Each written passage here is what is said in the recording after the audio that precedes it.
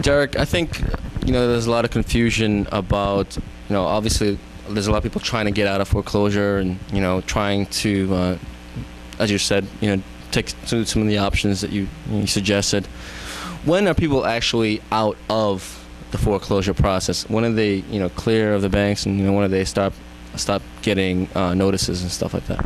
They are officially out of foreclosure, the foreclosure process, when they've done one of two things: either paid the bank back the entirety, say they sold their house and paid off the note, right, or they've made up the complete amount of back payments and any interest and penalties. Okay. So they're 100% current with the bank. Current. Just like if they were paying a normal month. Yes, so now they're back to their normal monthly mortgage. If they've made a forbearance agreement, which is that payment plan where they typically pay half up front and then monthly for up to 12 months. If they're in a forbearance agreement, they are still in foreclosure.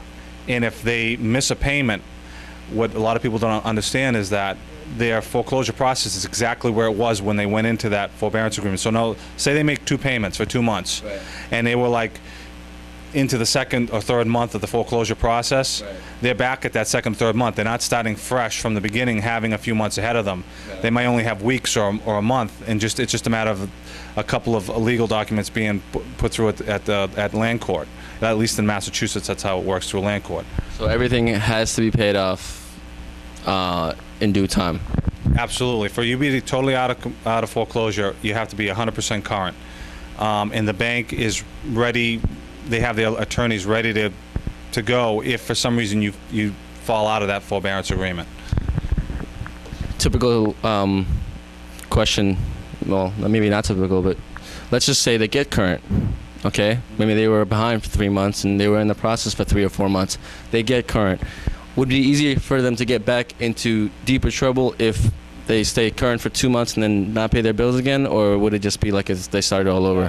That'd be like starting all over again. Okay. All right. Yeah, and that happens too, because the various things happen. Maybe you get your income tax return and you're able to get a chunk to pay off whatever it is, or right, that sort of thing sometimes happens. Or, but all that does is it's sort of a band-aid of the actual problem, so that 4, 5, 6 months down the road, if the actual problem isn't solved, it's typical for people to end up falling behind on their payments again and having trouble.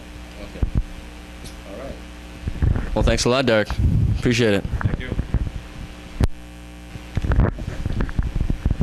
Derek, I think there's a little confusion as to, if people were to get into trouble paying their mortgage when the foreclosure process actually starts. Could you shed some light on that, please? Sure. Here in Massachusetts, the typical process starts. You have a notice of default. Pretty much after you've missed a couple payments, you'll get, well, after one typically or 2 payments, you'll get a notice of default from the bank saying, "Hey, listen, you're behind.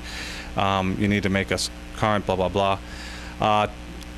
Anywhere from 2 to 4 months, they'll start an actual foreclosure proceeding. Here in Massachusetts, it goes to Massachusetts Land Court, where an attorney files what's called a Soldiers and Sailors Act. It's a legal notice that goes out, and typically from that point, it's 2 to 3 weeks, and you have a hearing date. Right. That allows anybody that's currently in the military overseas in active duty, if they're in that situation, they cannot be foreclosed upon. So anybody that has someone that's on the deed, mm-hmm, and they're overseas, say in Iraq or some other place, Afghanistan, somewhere else, and they're in active duty, they can't be foreclosed upon. Obviously see an attorney for absolute clarification on that. I'm not an attorney. Right. But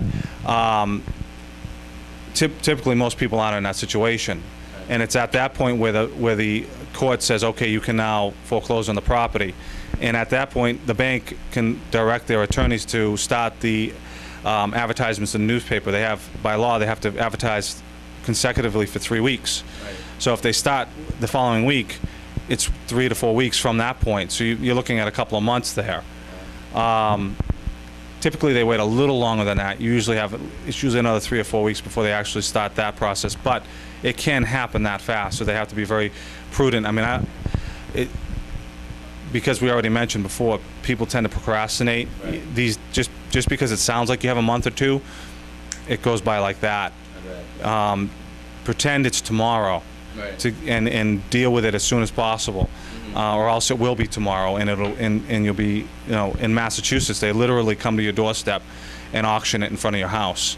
I know in other states they do that they'll do it on the state house steps. They'll do a bunch all at once. But here in Massachusetts, they go to the actual property. The auctioneer shows up with an attorney representing the bank, and then people who are interested in buying the property will come, typically with either somewhere between $5,000 and $20,000 deposit check. Most of the time, it's $5,000 to $10,000, and they can purchase the house that day for whatever the bidding goes up to. All right. So obviously, there's a lot involved when the actual process starts. Absolutely. So definitely, if you have any questions when you go through this process, definitely contact Derek, and he'll be able to help you out. Thanks again, Ruben.